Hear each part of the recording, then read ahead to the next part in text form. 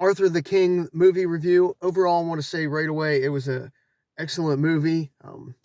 It's a type of movie that I actually am into since it's about adventure racing. I'm just like a runner and trail runner, but the adventure racing has always caught my eye and intrigue. So I was very into the movie going in, was hoping it would be good. Um, Seeing it in theaters, it did bring the experience forefront a little bit more than I think a TV would. But there's not really any like CGI aspects to it that's really gonna like blow your mind that you need to see it in theaters. But I think that wider screen and like the surround sound does bring it to life a little bit more. Um, at least it did for me compared to sitting it, on my bed or whatever, watching it. Uh, so basically, give you a quick rundown. It's like I said, adventure racing movie where they like bike, they run, they do some kind of like kayaking, and then like maybe some climbing and navigation. Because that's just basically what adventure racing is. It starts out right away. I think his name's Mike Light. This is based off a true story, by the way. So um, you could actually like get into the story a little bit more and read into it more if you want to. You probably will after you see the movie because I know I'm going to. Um, he was in an adventure race and he basically blew it for his team. Made a couple wrong decisions, and his team ended up dropping in the race. Like the first couple minutes, that's like more or less like the backstory, um, getting into the movie, and then from there, um, he's basically out of the sport for a couple years. Sponsors dropped him. He basically has a family now. His wife um, was an adventure racer as well. I don't think she was on his team. I have to go back and look. Because that did pique my interest if she was actually on his team or she was just on another team and that's how they met. So I do want to read their backstory a little bit on that aspect. But he has a kid now and he's going to his like day job where he really doesn't like it as a real estate um, realtor for his dad. Um, but his dad basically tells him that he belongs racing or getting it off his chest. One of those stories where an athlete just needs one more shot um, to ease their mind at it. Because, as they say, even in the movie, and racers know, racers race. Um, and I agree with that 100%. So he has to go back and put a team together and get sponsors. He picks up, I don't want to say bits and pieces, because these other people were adventure racers as well. Like this one woman, because each team actually has to have a woman. Um, she was like a mountain climber. This guy who got kicked off their rival team, or his rival team in the early on, joins him, and then he convinced one of his old teammates to rejoin because his sponsors actually made him just because of his like Instagram and social media presence. At least that's what the movie portrayed.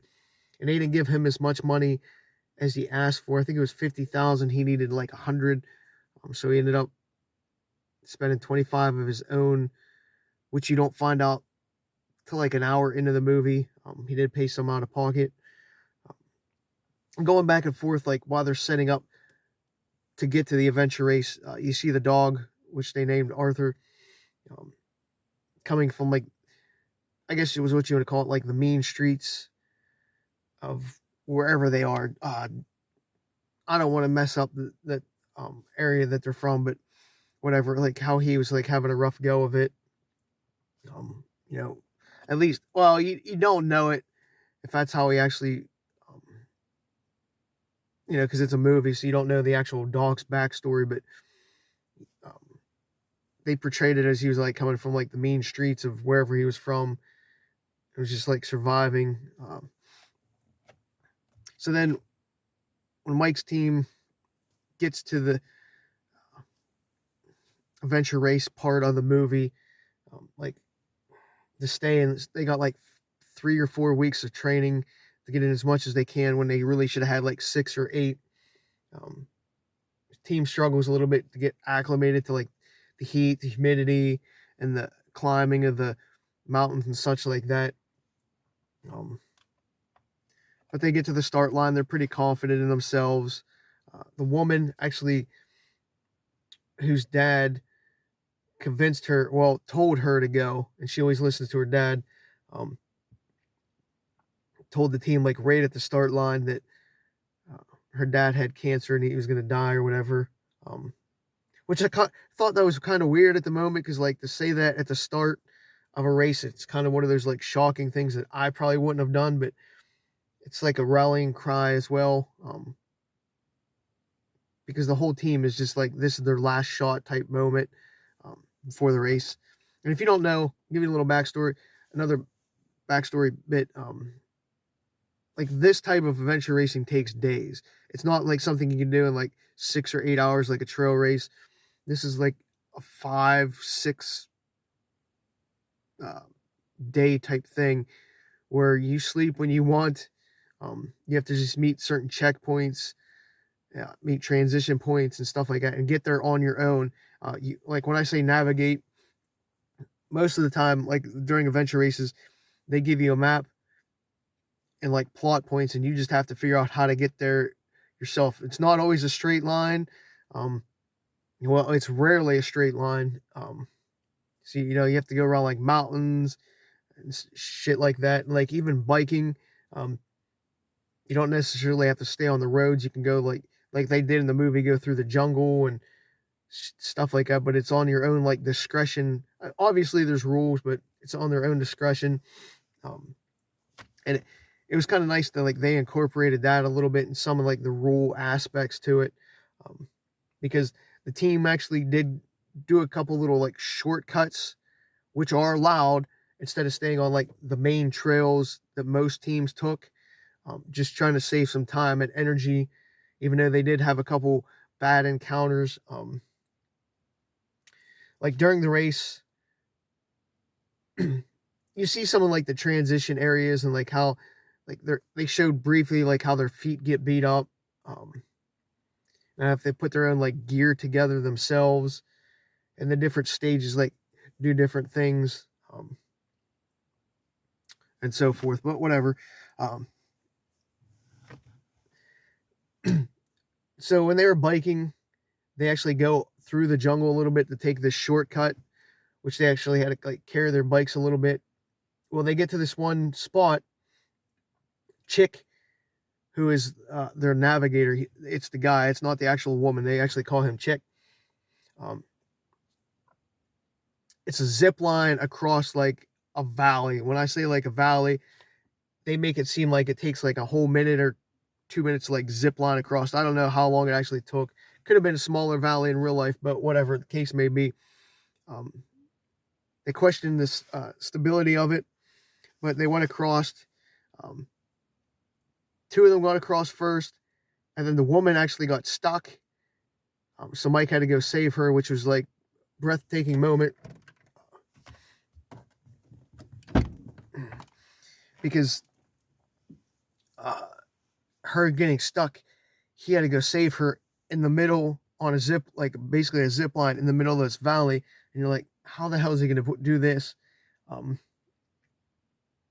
he ended up releasing his release and swinging across from her. I'll give you a little whatever spoiler into this. He had to like swing his bike, because they were carrying their bikes on themselves at the time, like even ziplining across. He swung his bike to her to catch it. She actually had to drop herself off the zip line to finish the zip line. And I'll tell you what, that was probably the most suspenseful part of the whole movie, but I did have to look away a little bit because I felt like I was there, and I was just giving that a little bit of like an itch. I'm like, because I'm not a big heights dude, and I just like at one moment I did feel like I was into the movie. So that's what said, seeing it at theaters is probably a good idea to see the movie. But they get across safely. I mean, the dog comes to play a little bit. I don't even know how the dog even really got to like the start of the race. He just showed up at this one, like I think the second transition or something like that, and Mike gave him a couple meatballs, but they like left him. Like he wasn't following him at that point in the movie, but he found him like later after like the zip line or something, like in the middle of the jungle, and they questioned like why is he here? How did he get here? And stuff like that. It was just weird how the dog just seemed to find him. Um, and then, well, they're still fighting back and forth. They're not really in top three yet. They're in, I think, like six for the most part of the movie. Sixth place or 16th, I think, at one point, like early on in the transitions. Um, but you can see them jarring back and forth with the rivals. Um,